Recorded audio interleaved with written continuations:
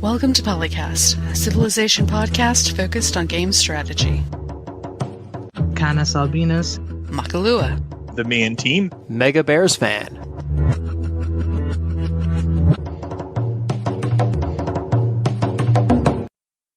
Hello, everybody. Welcome to 363. Is that the correct number? Yes. I believe it is, yes. Welcome to PolyCast episode 363. I am finally back, Canis Albinus, and we're joined with our regular group of Makalua. Still not enough caffeine at this point in the day. Mega Bears fan. Oops, got that backwards. Yes, indeed. Mornings are quite difficult. And the Me and Team. Okay, that's the right one. Always flanking from all sides. Always. If you have Phil on your team, you have a flanking bonus. Show you a flanking bonus. Is it a flanking bonus that's capped at 3? No, there's no cap. After all, the best strategy is surround and pound. Speaking of surround and pound, question mark?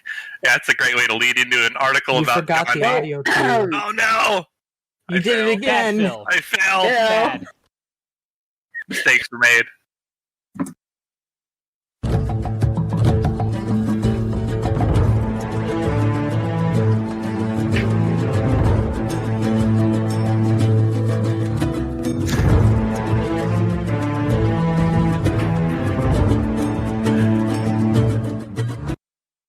So, as I was saying before, I was so You still smoothly- skipped it.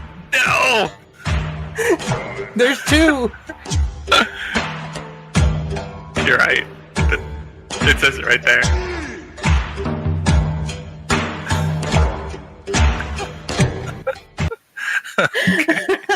Now I should just be Now Phil quiet. can talk about it. Now I should just be quiet.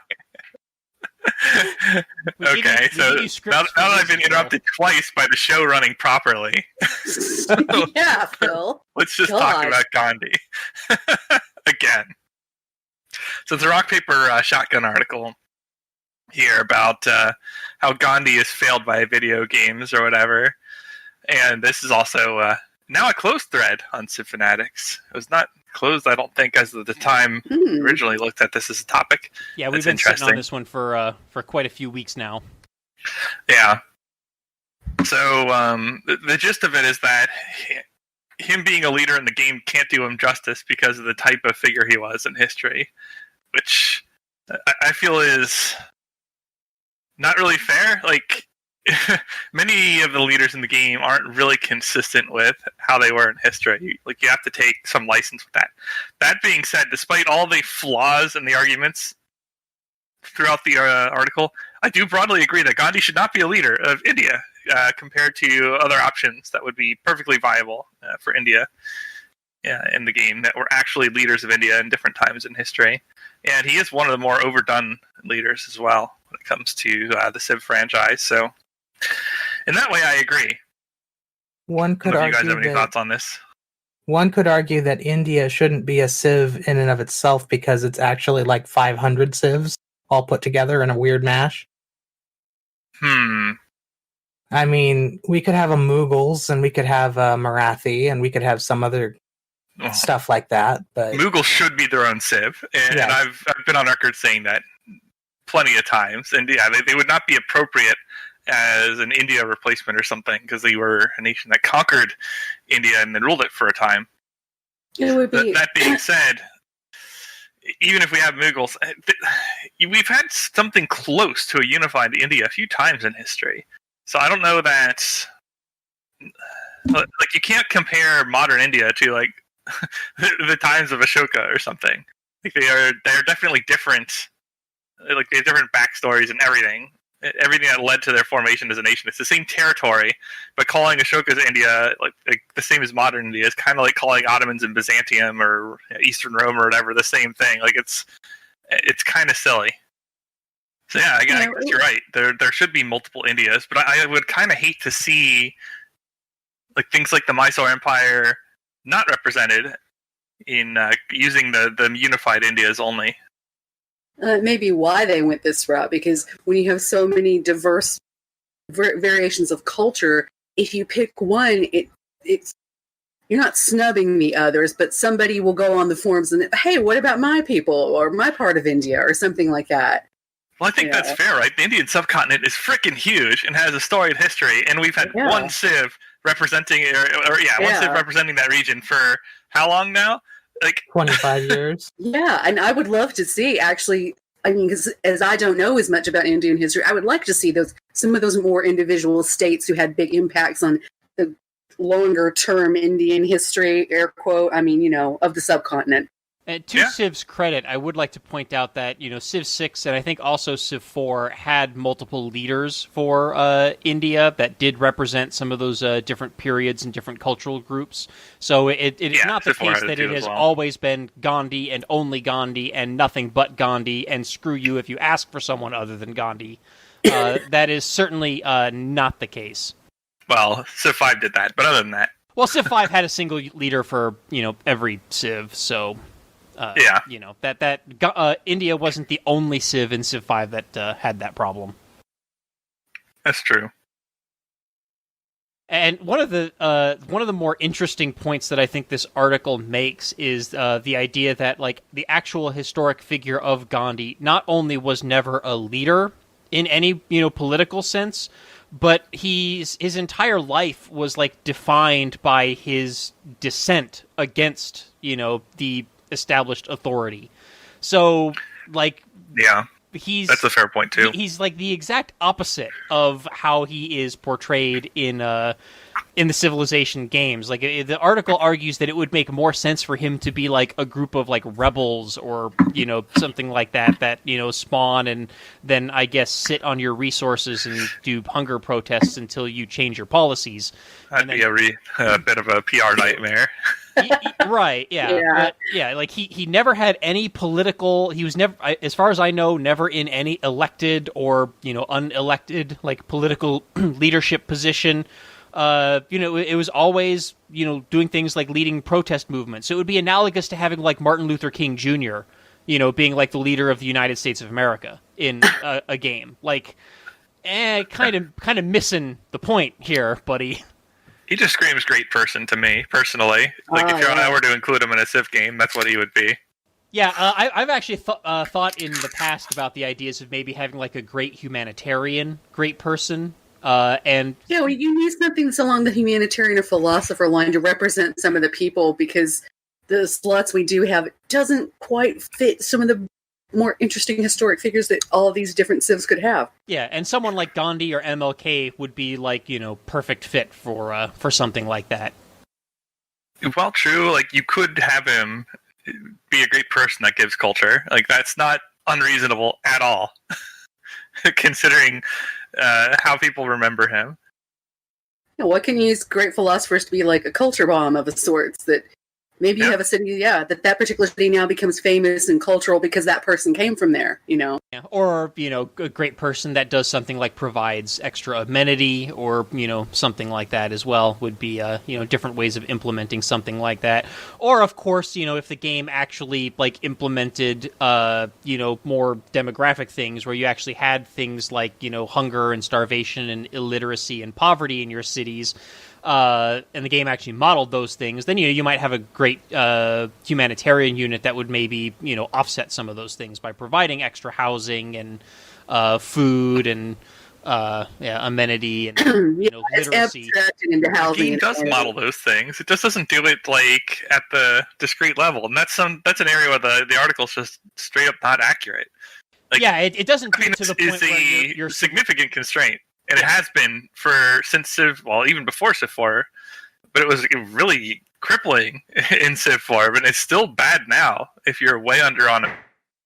Yeah, housing was a bad example. That just kind of came out as a train of thought thing. But the other things, again, you don't yes, you do need to feed your population. You do in Civ 6 need to have housing for your cities to grow. But your citizens aren't going to outright revolt against your rule, because they don't have enough food or they don't have enough housing. It's just a limiter on growth.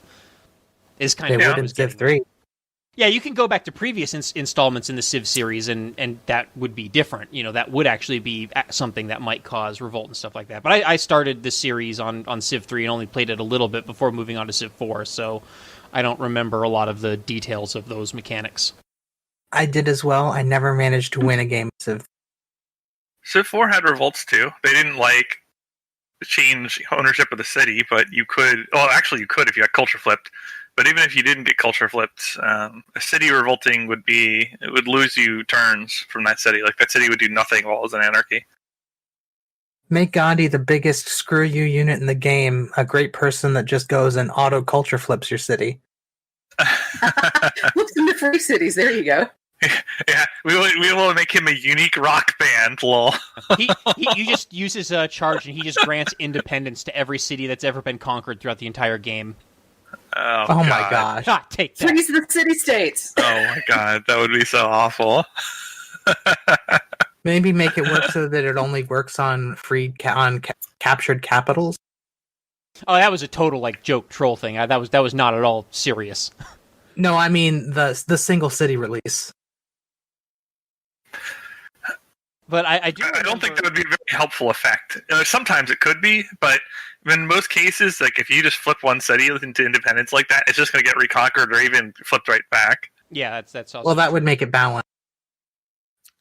But I also remember this is kind of a similar analogous example, but if I remember correctly, I think it was the Cree nation actually had some kind of legal issue with Civ 6 after Poundmaker was introduced into the game. So I guess even though they approved it, they gave Firaxis permission to use the leader, I guess no one on the council or whatever had ever actually played Civilization, and when they actually saw the game that he was in, I guess they got upset that he was still able to do things like declare wars and backstab other players and stuff like that, just like every other leader in the game is allowed to do. So it's kind of a similar situation where they felt that particular historic figure was not being properly represented,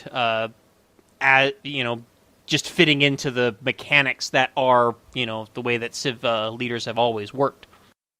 As I remember it, that controversy was less about what Civ was and more about some random chief of the Cree came out and said, blah, blah, I'm upset that you're using my historical leader in your game. And there was no real, it was like a puff piece or something. Yeah, but that's true. It was not. I don't remember it.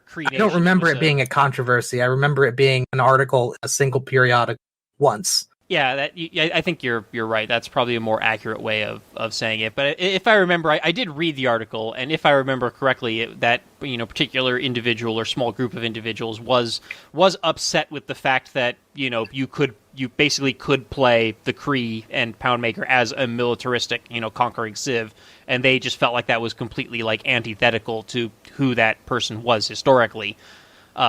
Which, is the same kind of idea that's going on here with Gandhi, is the fact that you can play Gandhi the same way that you can play, the same way that you can play Genghis Khan, in Civilization is completely, antithetical to who he was as a, person and historical figure. Well, if we want to go full historical relevant revisionist, we could argue that anybody in any given position could equally become anybody else, but that's one of those things that actually turns the argument into a pain in the butt and not worth listening to. So yeah, that's way outside of the scope of what we're trying to talk about here. But that's true. If you fit anybody into a game model, their behavior has to at least somewhat reflect the circumstances of the game model, as opposed to their circumstances in history, which are necessarily different. So we should expect at least some different behavior no matter what. And how different depends on how different the game is from history. Yeah, especially in a game that is as broad in scale and scope as, Civilization. This article from Rock, Paper, Shotgun also has an example of Gandhi in the 1980s game Nuclear War, right? Where he is the fourth player with Richard Nixon, Gorbachev, and Colonel Gaddafi, in a game that's all about just, I guess, building nukes and missiles and airplanes and stuff like that. So, that's quite a that's probably an even quite worse a example. People, huh? I like how Gorbachev is spelled with an F. Yeah. Gorbachev. Gorbachev. He's cooking you. Yeah. Perhaps literally. So his Gorbachev. depiction in Civilization is probably also not the worst video game depiction of Gandhi that's ever been released either. So, But does this mean that nuclear Gandhi actually existed before the Civ 1 bug? possibly. I never played Nuclear War, so I have no idea how Gandhi... I mean, maybe, like, since they only had 4 leaders in that game, maybe Gandhi did play completely differently than the others and, you know, was peaceful and couldn't build nukes and stuff like that. I have no idea. It looks like they're using it as a foil for the others who are not pacifists. Right. Because it seems really weird that you'd have Gandhi opposed to these 3 dudes. One of these things is not like the others. I mean, if they took out Gaddafi and put in somebody like, you know, who's another country that has no interest in blowing up? Japan or Sweden. Or well, Switzerland. Sweden, Japan's not that far Switzerland, removed. yeah. But if it was anybody else who was less active warlord, it would be a little bit more.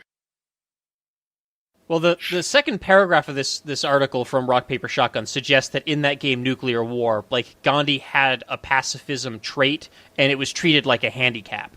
So I'm assuming that other than that, like, he played mechanically similarly to the other, you know, 3 or however the heck any more leaders there were in the game. So I'm imagining something similar to Civilization, just where, like, yeah, as part of his, you know, leader ability or whatever, he's not allowed to declare war or something like that.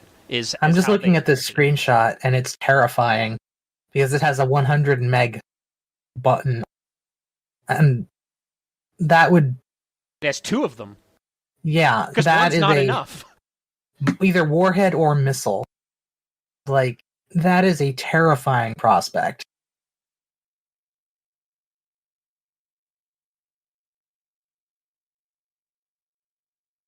I think we can end on that. Planet Buster in real life. That would be, yeah. The biggest bomb they ever set off was a 50 megaton bomb. You could, like, feel it, like 400 miles away. Is that powerful? Tsar Bomba? Yeah. Yeah. Terrifying. Maybe you can prevent that with alliances? I'm really glad that brinksmanship is not a thing. Yeah. Who's got the biggest nuclear, you know what? Yeah, no. Anyway, alliances. Over on Symphonetics, a clue without it started to ask how people feel about alliances. You like them, you hate them, you're slightly nervous. Had some random thoughts in there about alliance. I mean, okay, before I start into that, I know that in multiplayer, the alliances work great because you can do that with somebody. You could be opposite ends of the continent, you've got a mutual enemy in the middle, and you two can have a military, so if one of you gets declared on, you can jump right in. Or if you're over in a corner and your economy, you know, you can either bolster your economic side or your science side, because some of the AI does run away, because it's all it takes is that you ignore one AI in a corner, and the next thing you know, oh dear, what was it the other day? How much did Philip have? 2,000 military strength? Yeah, something like that. Just like, what? But he did, okay, in the random thoughts, alliances weirdly don't seem to have much to do with actual diplomacy. You know, they try to get, they send in a few gifts or trade deals, an open border, you know, try not to settle close to them, maybe get into a joint war, but sometimes they'll go for it and sometimes they won't. And it just seems like it's almost like it's, I guess you're saying it's almost like it's independent of whether it's like there's a threshold of relationship you have to even propose it. But it just is like whether the AI feels like it or not. I don't know how to, yeah. I do want to point out that I think A Clue Without neglects to mention that alliances are one of the principal sources of diplomatic favor in Civ 6 Gathering Storm. And that is their probably biggest tie-in to diplomacy, because that's the currency that you use to do things in the World Congress. Yeah. Oh, yeah, and if you were trying to go for a diplomatic victory as well, that would help. Yeah, so city-state suzerains and alliances are like the best ways to get diplomatic favor points in the game, which is, you know, a direct path to the, quote, diplomatic victory. So even though the alliance, like, might not directly have much impact diplomatically other than, basically giving you better trade deals. It is, closely tied into the diplomatic victory and World Congress. I do like that there's tangible reasons to run alliances, both if you're going for a victory or a diplomatic victory, and if you're not, you still get yields that otherwise you would not get by making alliances. The whistle bank. And so does the person you're allying. So there's actual tangible in-game incentive to work with each other. Yeah, although what thing that does annoy me in Civ 6 in particular is you have to be pretty far into the game and have certain policies before there's reciprocal benefits to trade routes, because at the start of the game it only provides bonuses to the player who's sending them, which means there's absolutely no reason to not send a trade route to a player who might potentially turn into an enemy, because you're not giving them anything other than maybe a road. I mean, they can plunder your trade route, though. Yeah, that's true. But I think if a war is declared, the trade route is canceled, and your trader unit automatically goes back to the city that it came from. I don't even think it's automatically destroyed. I think that was the case in Civ 5, but I think in Civ 6, it just ends the route, and your trade unit goes back to the city. Yeah, I think you're right, actually. So even a surprise war isn't a deterrent to sending a trade route to a potential enemy. And again, I've noticed, the AI does it all the time, where they send a trade route to you just to build a road, right? And you see the trader coming, and then there's a carpet of units that follows it, and it's like, whoa, what's going on here? Well, I mean, you've got to build roads to your future cities, after all. Yeah, and it's the only way to build roads in the game, which is kind of silly. But with that being the case, yeah, you probably should send a trader for that then. But for the most part, extended trade deals with somebody you're working with long-term makes sense. Yeah, I would definitely like to see those reciprocal trade benefits be in play earlier in the game, if not at the very start, because I think that was a really interesting, strategic element of Civ 5, was deciding whether or not it benefited you, but is it worth giving the other player, free gold and other yields as well. Yeah, because even a tiny bit early on can make the difference between them staying at an even level or becoming that monster you're going to have to go kill later. Yeah, and that's just not a factor in Civ 6 at all until you're more than halfway through the game. And like I said, you've got all kinds of policies and stuff like that start granting those reciprocal benefits.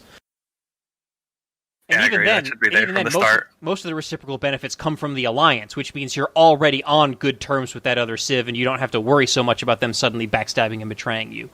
Not that doesn't happen, but it's less of a worry than you just sending it to your immediate neighbor at turn 20 of the game, even if that neighbor happens to be Alexander or Montezuma or someone like that, and eventually they're coming for you.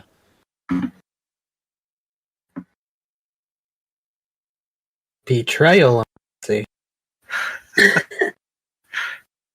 Let's see what else did. They like that it's conceptually about how they're about defending against certain victory types. You don't do an elite, or you don't take a research alliance to win a space victory. You take it because another player, and you aren't focusing on, it's supplementing something.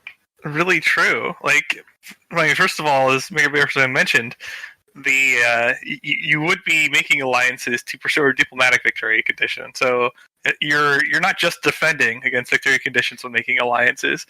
But even so, as long as you're getting some benefit, even as a front runner, to win more quickly, it can make sense to use alliances to work towards your victory condition specifically, in addition to defending against them. I don't see the distinction here. Yeah, there's no reason at all to not just make a research alliance with the most illiterate Civ in the game, because the yields are static. The yields don't scale based on how much research the other Civ is or is not generating. If it were the case where the fact that I'm in the lead on science means that the Civ that I give my research alliance to is going to get even more science than I'm going to get from them. If that were the case, then maybe yes, this would be true. But as far as I know, that's not the case. You just get +2 science beakers or whatever per turn for either side of the alliance, and then as the alliance levels up, it's one more for each level or something like that.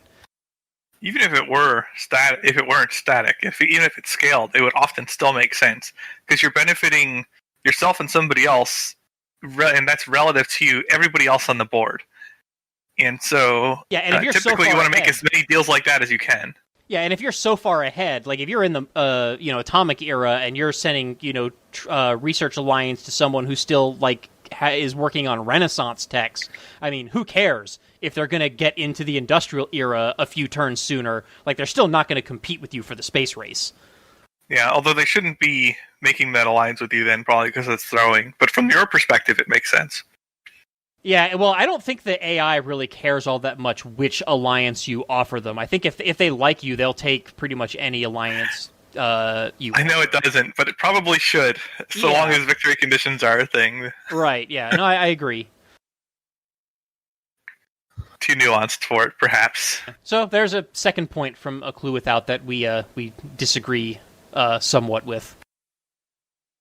It's well, okay, and also the downside to lunch, you can't murder your friend directly, or if you do, you can incur an emergency. But that's diplomacy in the whole game, though.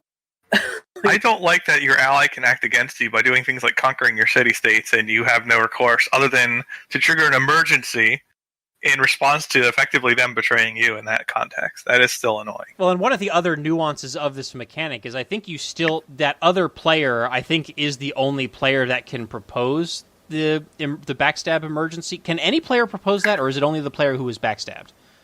I don't see it happen often enough, so I'm not sure. But in any case, whoever proposes it needs the diplomatic favor to be able to propose it to begin with, and then also needs enough support from the other civs in the game for them to actually vote to approve it. So it's not even an automatic betrayal emergency.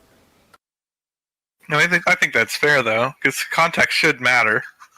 No, even though the I'm not AI saying doesn't it's handle the not nuance fair. of context very well. I'm just saying that kind of the way that this is written by A Clue Without, like it makes it sound like, backstabbing an ally is going to result in an emergency, and I'm just pointing out that that's not even necessarily the case. If if everyone else has no diplomatic favor at all, because you can see how much diplomatic favor everyone has on the when you're in the World Congress screen, and also if you have the little info panel thing open in the top right that shows all the leaders' stats.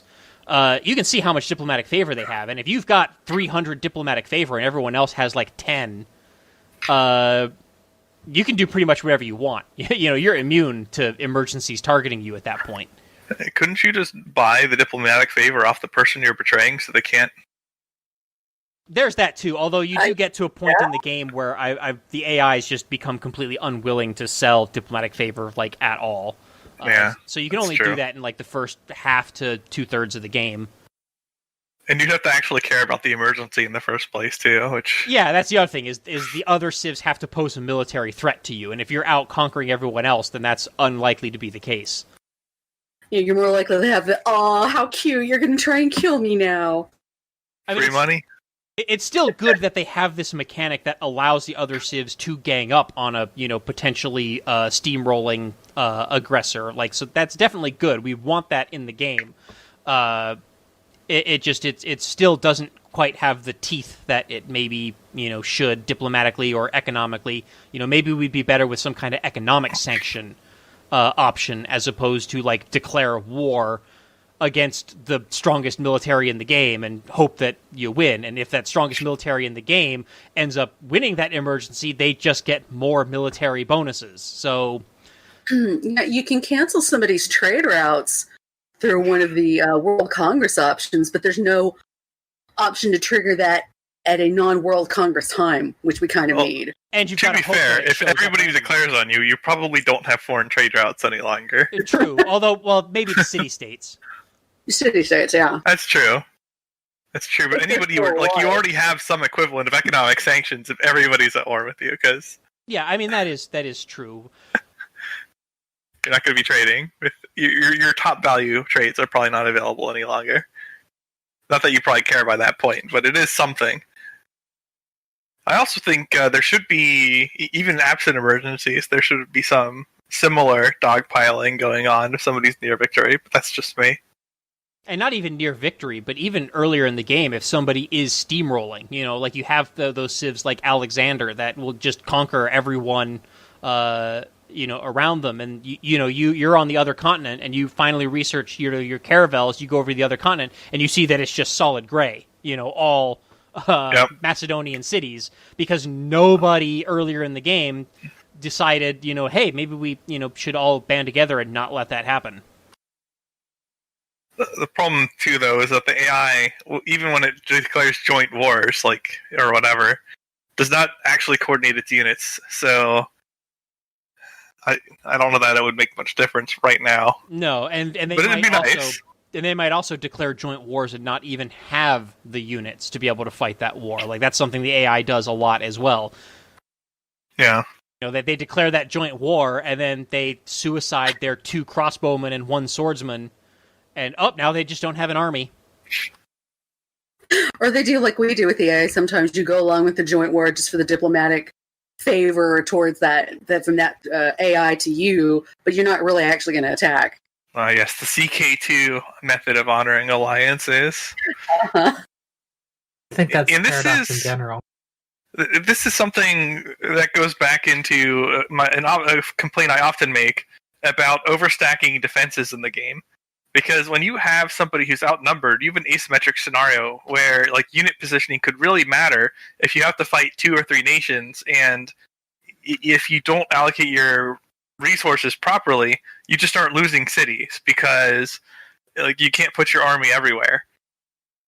But it's just the raw power of cities and walls and encampments stacked together like that in Civ 6 means relatively little units can hold off way more. Or no units at all. Or in some cases, they just cannot break the city. It is perfectly viable in Civ 6 to have your entire military be in another, nation's borders and still fend off an attack in your homeland. Yeah, and to me that's somewhat ridiculous, and it really hurts the benefit of some of these coalitions, because now it's much more difficult for a multi-angle attack or multiple civs fighting you to be a threat. Especially if they're not coordinating with each other on how to actually go about that, and they're just suiciding their units into your walls. Yeah. I mean, I see plenty of situations where, you kill all of an enemy's melee units that are near your cities, and then their ranged and siege units just sit there and don't do anything until you bombard them to death. They don't flee and retreat and regroup and come back. Or take up defensive positions to prevent you from counterattacking. They just sit there until you kill all of their units because they can't take the city. And now compare this to earlier civs where this really was a threat, and it could happen sometimes if you didn't plan well. Civ 4, you could get attacked on a flank and lose cities, and that would set you back a lot. Well, in Civ 4, if you didn't have a unit in the city, an enemy unit just literally walks in and takes the city, no resistance at all. And one of the things you had to worry about, particularly in the first half of the game, is barbarians could do that. Yeah. If you left your cities undefended, a barbarian camp could just spawn a few tiles from your borders, and literally their axemen or whatever could just walk in, and now the barbarians own half your empire. Because you didn't leave a defensive force. Event. Let's not get into the events. We didn't need events for that, but yeah. At least now, Phil, you can see that Hurricane is coming. I like the modern barb design more than I like Civ 4's, but I like the fact that Civ 4 forced you to actually invest to defend your cities and position your armies properly. That is something the newer Civs did not get right. And it's still a problem in Civ 6. Well, at least not beyond. Static defenses have been buffed, which was the wrong direction. Defenses were already overstrong at vanilla release in Civ 6. Well, the walls are an investment. It's an investment that you make once at the beginning of the game, and in many cases, ancient walls are sufficient to fend off the AI. Oh yeah, especially if your cities. Yeah, they're more than sufficient in most cases. Yeah, especially if your cities are close together and you have encampments, and your cities are making 3 bombardments on an enemy unit per turn. In addition to them shielding multiple range units potentially. Yeah, but they're definitely. Yeah, it's I would like to see some kind of happy medium between Civ 4, where your cities are completely undefended, and Civ 6, where your cities defend themselves with no military presence at all. I guess because you can't fight back unless you have walls. It's a representation of a standing militia type of a thing, even if it's not a proper military. Yeah, but isn't that also what a barracks should do? I mean, Yeah, like maybe you can't defend. Like even if you build the city walls, it gives you the higher defense, but you can't shoot back without a barracks or something. I mean, I'm thinking of examples like, say, Total War War, unit in the city. where, like in the Total War games, like your cities do have militia retainer, but they're like incompetent. I mean, like they're really weak. They have very low morale. They're easily broken.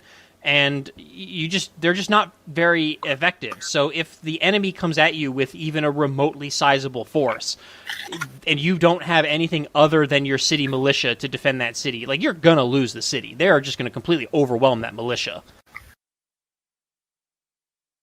That's reasonable, though, and it's also true. Like if they do need at least enough to overcome that militia, so that it's not like they can attack you with basically nothing. Right, which is why I'm they saying need there should minimal be a investment to take the city. Yeah, there should be a happy medium, like I said. Like, building walls should allow your cities to fend off an invasion for a little while, but they shouldn't allow you to just single-handedly like defeat the enemy, invasion army. Okay, I've literally done that with the city and an encampment. Yeah, I think we all have at some point. And especially, I mean, like, just camping even just one crossbowman in one of those cities is also just like a huge advantage because you can't damage the crossbowman inside. So yeah, it's oppressive. Where just even if you do have a military force present, even just a tiny one, like it's just so overwhelmingly strong. But yeah, we've talked about that many times before, and that's like the opposite of the topic of alliances that we were supposed to be talking about. Next topic. The one other thing he did want in alliances is a mix, that it isn't always strictly gold, strictly science. Like maybe you could have some of both. How about more of one type of alliance? How about a type of military alliance that doesn't have those bonuses, so you can have a defensive pact with more than one civ? Yeah, or just having defensive pacts. Yeah, that would work. That wouldn't be bad. Being a separate thing, I think would be a nice some sort of pacty system where we could have the multiple of the same type with somebody. It's like, no, if you do economic with this guy, you're locked out from the economic with this other guy. Well, why can't I trade with both of them? And I've said on many occasions that I actually missed the concept of the Pact of Secrecy that was in Vanilla Civ 5.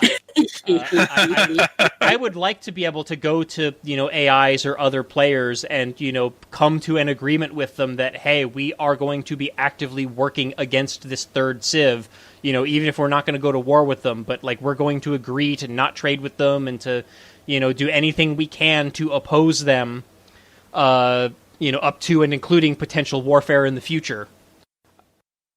But then again, the civs the AIs in Civ 6 in particular are so fickle. They might agree to that one turn, and then next turn, joint war with that civ against you. So, It's okay. Just hit them with a betrayal emergency. No problem. So, yes. All right. Well, I guess we're moving on then.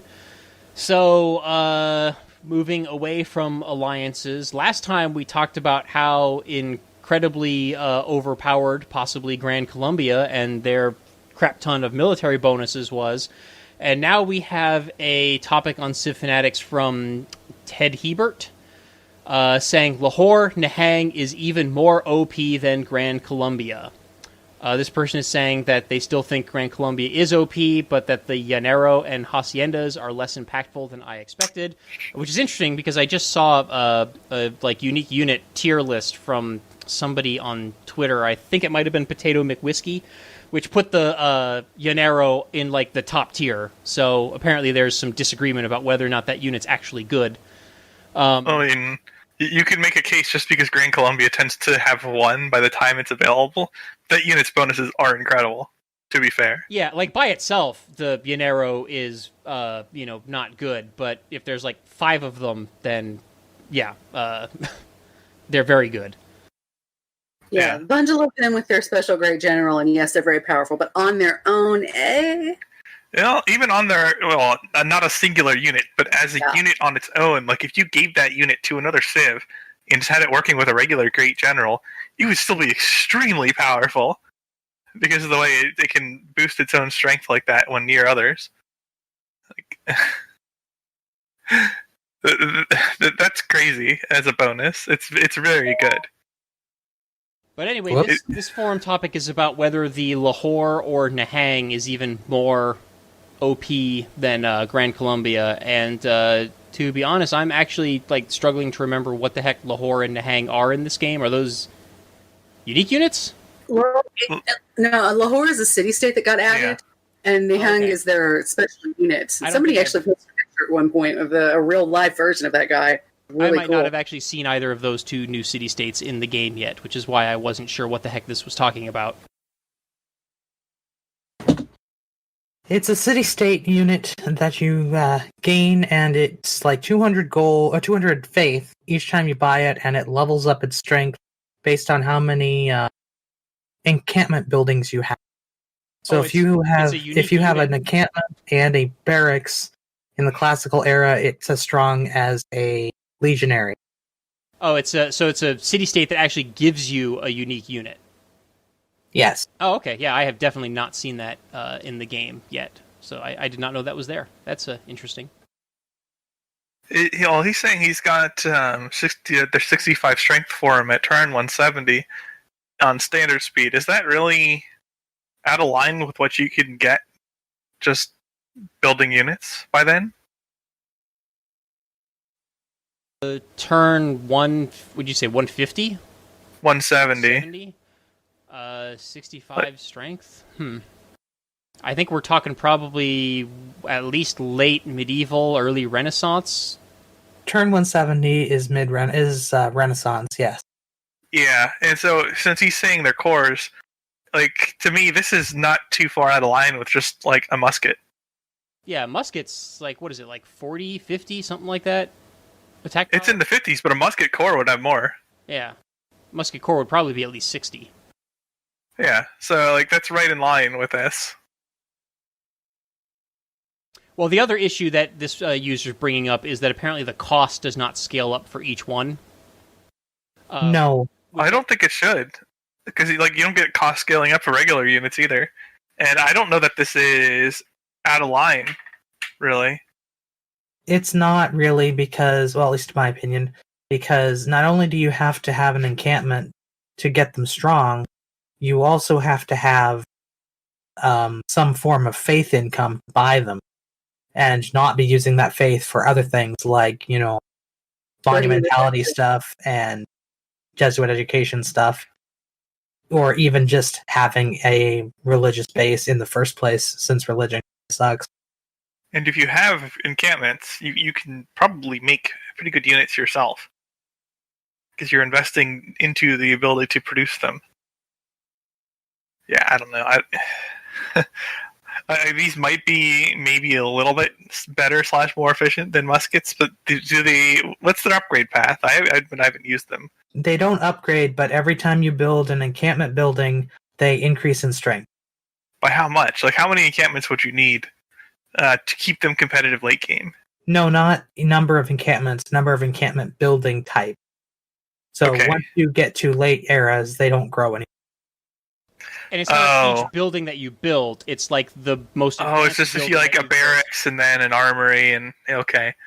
So what do you get for each of those from them? I think it's 20 strength. 20 strength per encampment building? No, per 20 strength for the barracks, 20 strength for the armory, and 20 strength for the academy.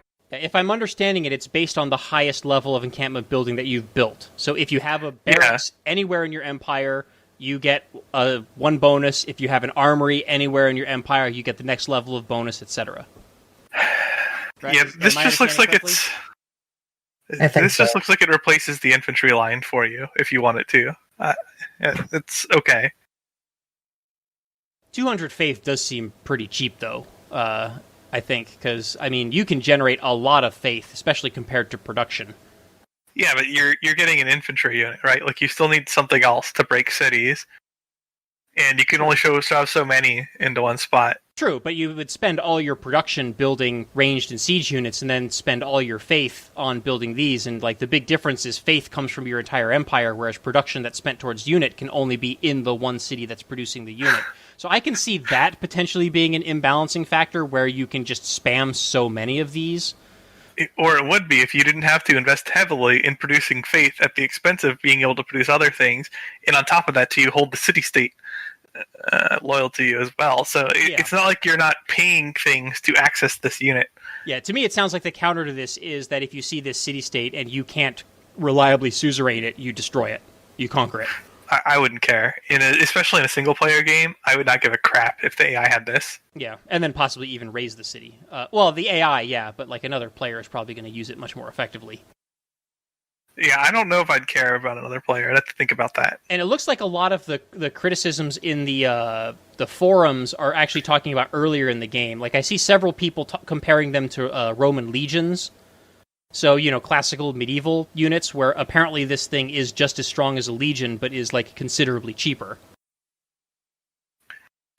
But you're still paying 200 faith even early game, right? And if we're talking, like, classical era, it is much less practical to get many copies of 200 faith. Like, it's not like you're getting 80 faith a turn or something in the first, like, 20 turns. Yeah, I don't think I've seen it. I don't think when I've concentrated on religion, I don't think I've seen it go above 100 until much later in the game. So this is not like you can buy one every turn or something like that. This is like 4 or 5 turns of saving up or longer to buy one, and that's comparable to trying to build more expensive units. Yeah. I don't know. I think even on like deity level, if you want to kill an AI, you're probably better served just building an encampment and getting the swords out faster, rather than trying to invest heavily in faith so you can faith buy these units, but then you still need to get a great general, or else these units won't even be significantly better than a sword with a great general. Yeah, it's hard for me to comment much on this because I've, like I said, yet to see this city-state in a game, so I have not played with these units or against these units, so I don't know how they pan out in practice. They were in the game that I played as the Maya. I found them right away. They were pretty average. They didn't really they didn't stick out to me as particularly good. But to Maki's point about how much faith you can generate per turn, I mean, I have played some religious games where, by like the medieval era, I'm generating close to or as much as 100 faith per turn. It just really depends on if you get some really good adjacency bonuses for your holy sites, and how hard you push, getting all the buildings and stuff constructed. With some of the stuff right now in Apocalypse mode, I've seen this in different live plays of the game that people are doing ridiculous.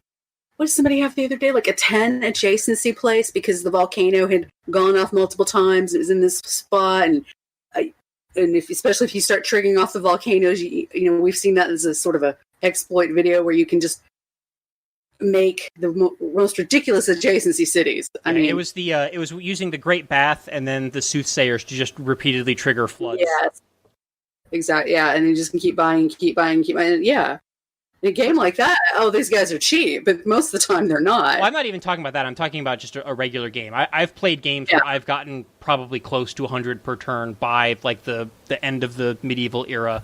I had to conquer, a couple civs that had their own holy sites and, had like, 10, 15 cities with, multiple holy sites with shrines and temples and the religious building all in them in order to get that much faith, but it's definitely doable. And it's also probably going to depend on like game speed and stuff like that. The more time you have to get to, having that many cities and that much infrastructure, the easier it's going to be to reach that threshold. So I do not see like being able to build one of these things every, 2 to 4 turns as being super unrealistic. Like that seems to me like that's probably doable for a civilization that focuses hard on faith. But as Phil keeps pointing out, you also have to focus hard on military because you got to have those encampments. But I guess only one encampment is sufficient because it's not a per encampment thing. It's just based on the level of buildings that you have. Well, sure, but if you want good stuff, like you would have to get enough to get a great general, and you probably want to be able to build other military unit types as well. So in practice, I'm not sure one encampment cuts it.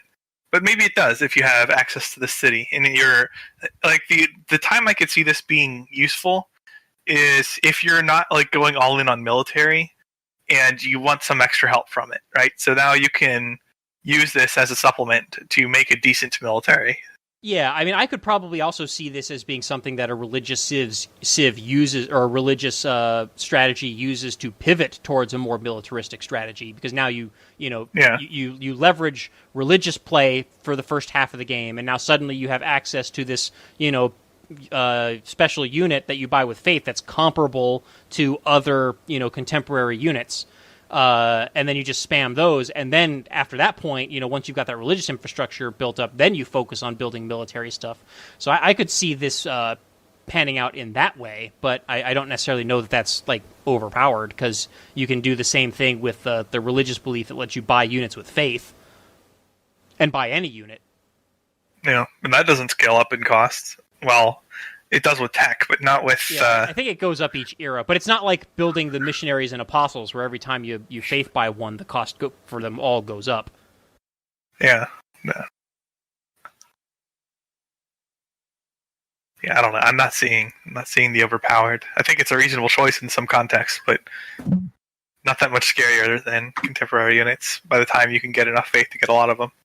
Faith buying units in general is fun, although it requires you to holy sites. Yeah, I had. So I guess useful in a apocalypse.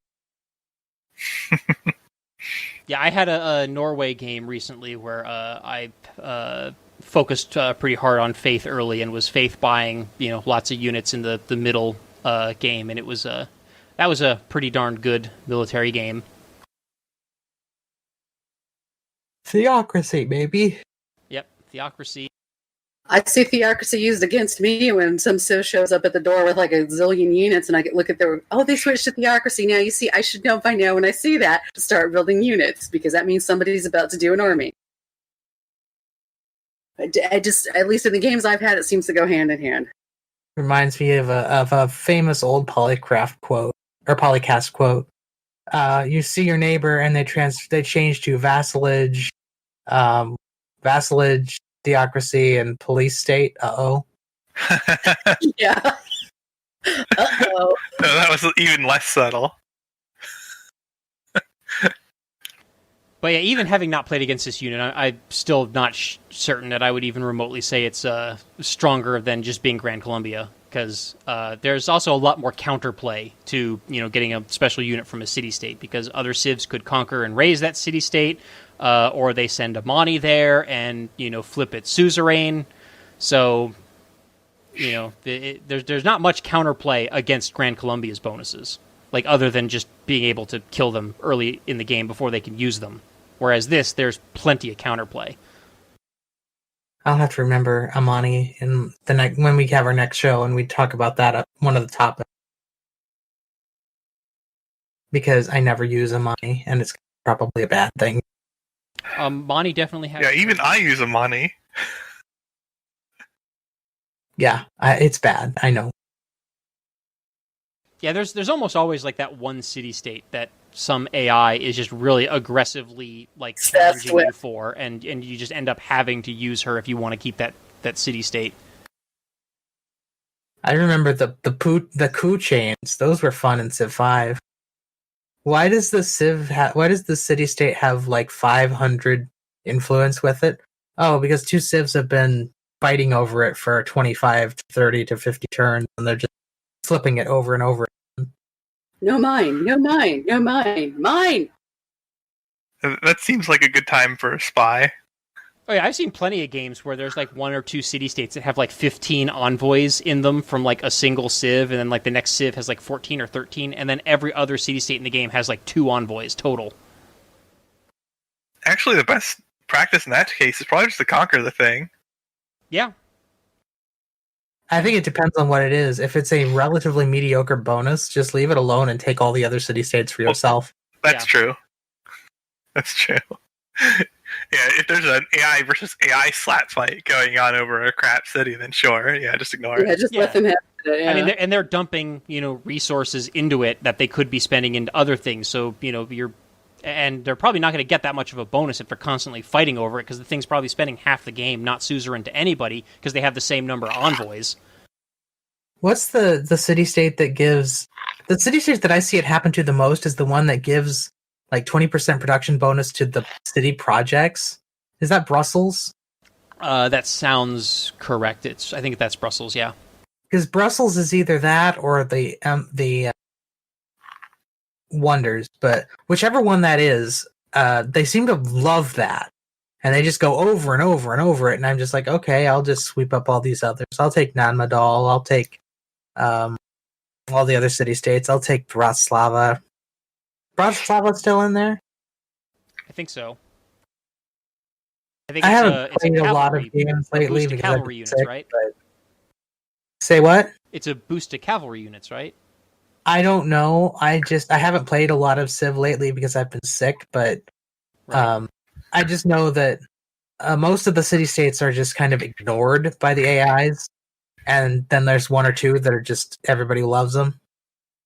Yep. So I just pick up all the ones nobody else wants. It would make sense if it's a wonder city, though, because the AI is also obsessed with wonders.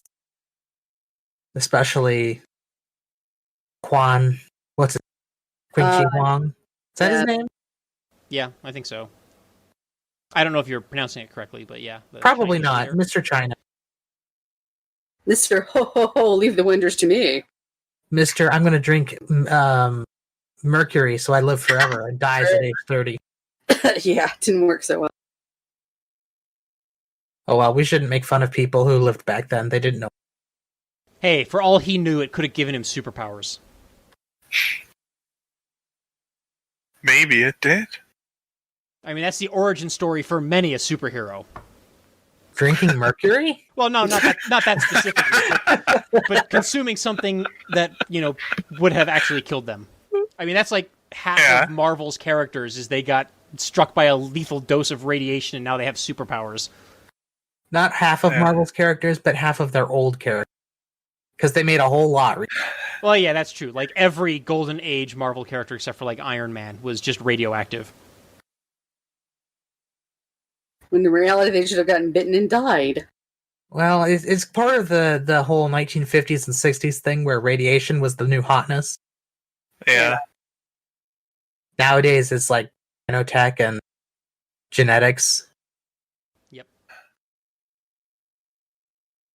Which are closer to plausibility, although the powers granted to the superheroes still stretches that. Well, it's superhero comics. They're all weird. Yeah. But at least we're getting closer to something that would actually let you do some, abilities beyond normal human capability. Hey, there's actually, like military exosuits and stuff like that. Those are actually like a thing that exists now and are, I don't know about being used, but at least being, like human and field tested. I'm relatively certain that they're just in reserve for when they're needed. Sort of like that helicopter that we took out Bin Laden with. Yeah. The silent helicopter, yeah. Just when they're needed. I would imagine that's going to be relatively long-term tech, because that's not going to be cheap, and it's not like an exosuit is going to hold up to military hardware that well, still. Well, the way it works with the US DARPA stuff is basically, if you've started hearing about it in the media, we've had it for 10 to...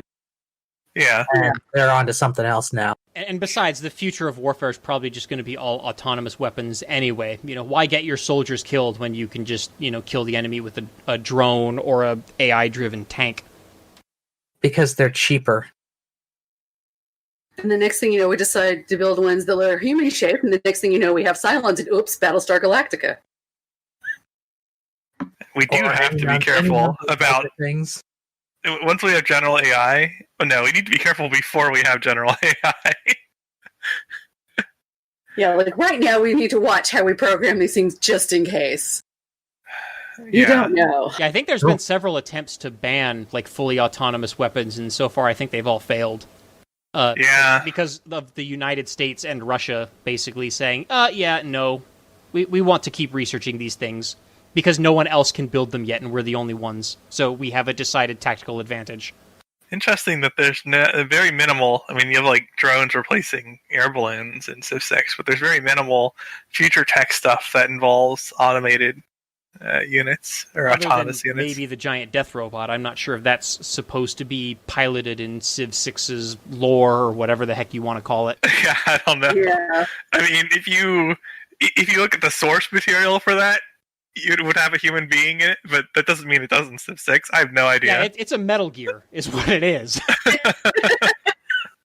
Yeah. Metal Gear? Oh boy. Hideo I don't know Kojima, if I've Civilization seen- 6. Right, this was a podcast about Civ 6 at some point. I don't know that I've seen a story with those giant robots where there's not a human piloting them. Maybe. There's got to be one out there somewhere in media. What is it? Evangelion?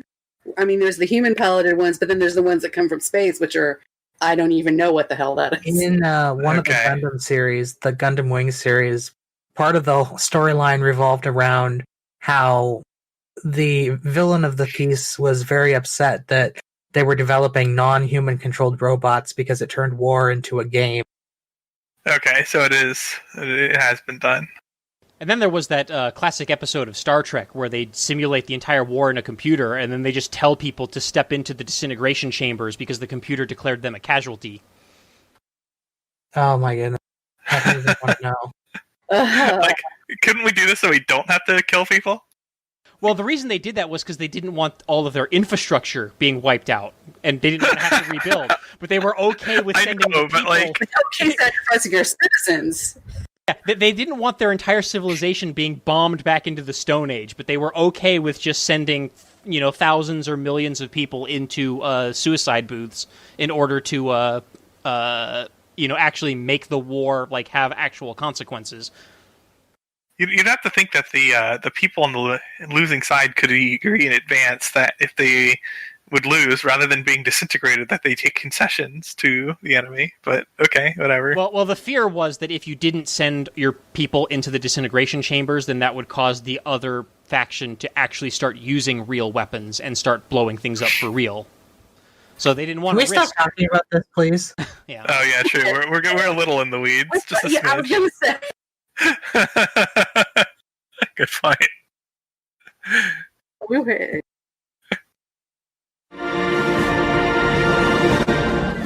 Well, this has been episode 363 of PolyCast. I'm Makalua, and back again, Canis Albinus, Please, no more Star Trek.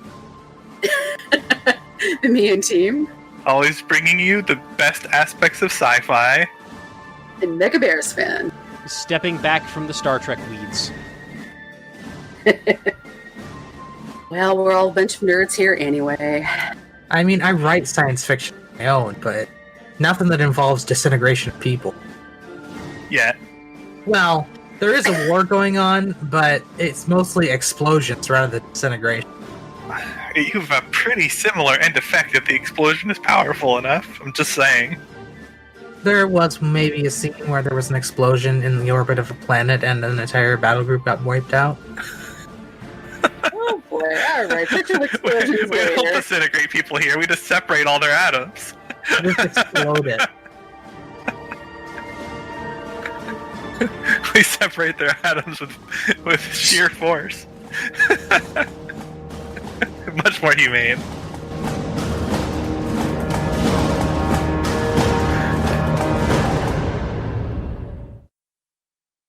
Copyright. But I haven't done this in a while. Can you tell? Copyright Firaxis for Civilization 4, 5, and 6 soundtracks. Copyright the Polycast at polycast.net.